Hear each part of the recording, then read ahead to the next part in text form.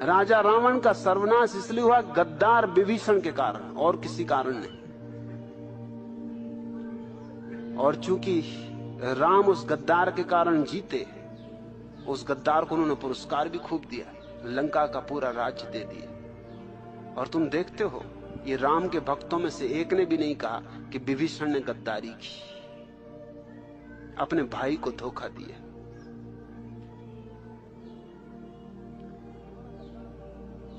इससे बड़ा गद्दार दुनिया में दूसरा नहीं हुआ। अगर रावण जीत गया होता तो विभीषण की निंदा सदियों तक होती, लेकिन चूंकि राम जीत गए, उसकी गद्दारी के कारण जीते। क्योंकि जब भाई ने ही सूत्र दे दिए, राज बता दिए, तो रावण की हार सुनिश्चित थी। और रावण अहंकारी नहीं था, ये भ्रांति भी छोड़ दो, ये ख्याल गलत है। रावण के साथ धोखा राम ने किया, क्योंकि जब सीता का स्वयंवर रचा जा रहा था तो ये बात जाहिर थी कि रावण इतना शक्तिशाली कि वो सीता को ले जाएगा, और वो शिव का भक्त था और शिव का धनुष तोड़ना था, वो उसका हकदार था तोड़ने का। उसने तोड़ दिया होता तो एक चालबाजी की गई। चालबाजी वहां शुरू होती, बेईमानी वहां शुरू होती, राजनीति वहां शुरू होती। इसमें राम जिम्मेवार है इस सारे उपद्रव में, रावण नहीं।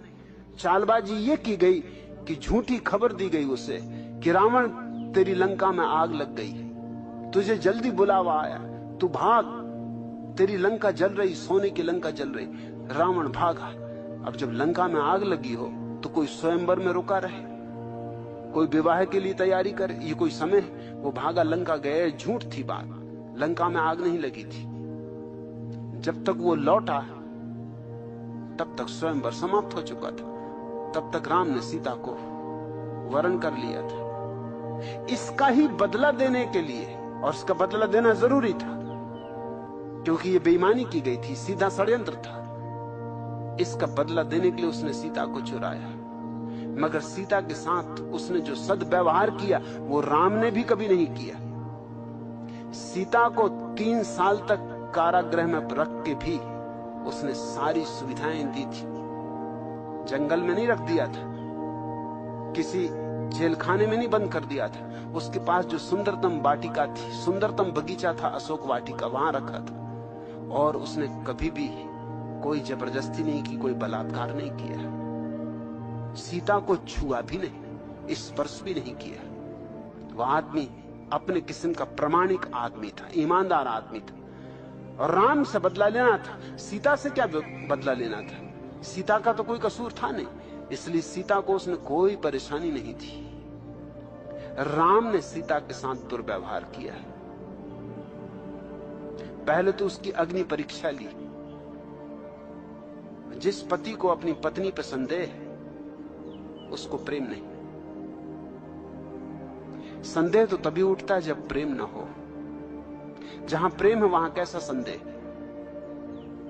जहां प्रेम है वहां भरोसा है, श्रद्धा है, आदर है, सम्मान है। पहला तो अपमान यह किया कि सीता की अग्नि परीक्षा ली। और बेईमानी देखो, खुद भी अग्नि परीक्षा दे देनी थी तो भी समझ में आता, तो दोहरे मापदंड ना हो पाते, क्योंकि तुम भी 3 साल अलग रहे थे। और ऐसे शोधकर्ता हैं जिनका कहना है कि राम का सबरी से प्रेम था। तुम शोधकर्ताओं की किताबें खोज के देखो, रामलीला में तुमने सबरी को देखा होगा। वो झूठ है बात कि सबरी हमेशा बूढ़ी औरत दिखाई जाती, वो सिर्फ बताने के लिए बुढ़ापा दिखाया जाता उसका। सबरी जवान स्त्री थी और जंगल की सुंदरतम स्त्री थी। प्रोफेसर नावलेकर ने एक अद्भुत किताब लिखी है, new approach to Ramayana, Ramayana के प्रति एक नया दृष्टिकोण। और उसमें उन्होंने सिद्ध करने की कोशिश की है कि सबरी जवान थी, सुंदर थी, अति सुंदर थी, और राम उसके प्रेम में थे। असल में प्रेमी ही एक दूसरे की झूठी चीजें खा सकते हैं, और कोई खा भी नहीं सकता। तुम जरा किसी की झूठी चीज तो खाओ, कोई ऐसा बेर काट के मुंह में तुमको दे, तुम एकदम थू थू कर दोगे, पागल हो गए तो। वो तो प्रेम के पागलपन में चल जाता है। प्रेम के पागलपन में क्या नहीं चल जाता। प्रेसी अगर जूठा करके दे देता, आहा अमृत। हालांकि थूक कोई अमृत नहीं होता।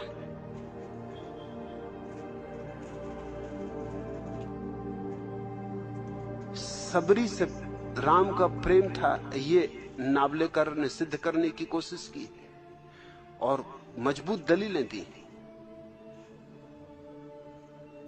तो राम को भी परीक्षा दे देनी थी। दोनों साथ ही गुजर जाते अग्नि परीक्षा से।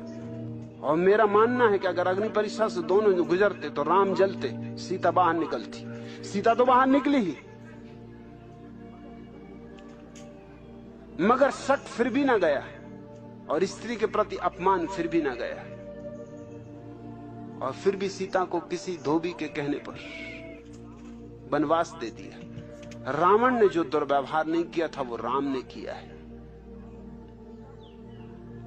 अब मैं किस जनता को समझाने जाऊं, तुम थोड़ा सोचो। मेरी बात तुम्हारी भीड़ को समझ में पड़ेगी, सुन सकेंगे वो।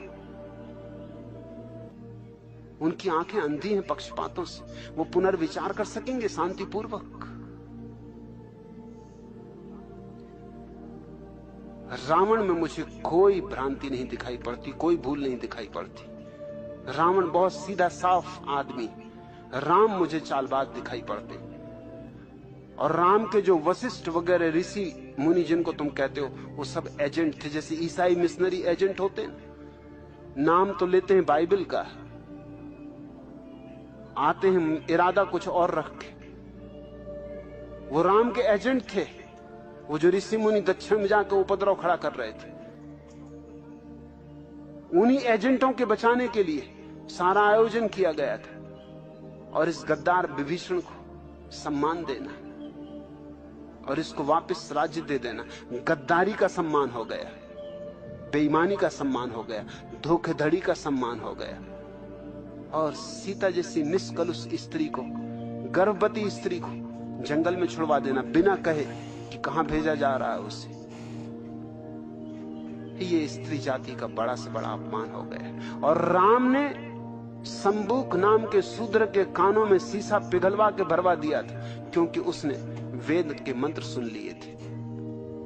मैं राम को भगवान का अवतार नहीं मान सकता हूं, क्योंकि भगवान के अवतार को क्या शूद्र और क्या ब्राह्मण। भगवान के अवतार को इतनी भी दृष्टि नहीं कि वो देख सके कि सीता पवित्र है, इतनी भी दृष्टि नहीं कि देख सके कि धोबी गलत है। और अगर ये भी था कि धोबी ने जो बात कही थी हो सकता और लोग भी कह रहे हो, तो फिर खुद भी राज्य छोड़ देना था, तो चले जाते वो भी सीता के साथ जंगल में। यूं भी 14 साल रहने के अभ्यासी थे, कोई नई तो बात थी नहीं। फिर जंगल में साथ ही चले जाते। लेकिन राज्य को तो बचा लिया, पत्नी को छोड़ दिया। पद को बचा लिया, पत्नी को छोड़ दिया। पद प्रेम से बड़ा साबित हुआ। राम राजनीतिक पुरुष है, मेरे लिए कोई धार्मिकता उनमें दिखाई नहीं पड़ती। और उन्होंने कहा कि जिसका पतन होने वाला होता है उसे ऐसी ही दुर्बुद्धि घेर लेती। मैं तो हुई नहीं तो पतन क्या होगा। मैं तो हुई नहीं, दुर्बुद्धि क्या घेर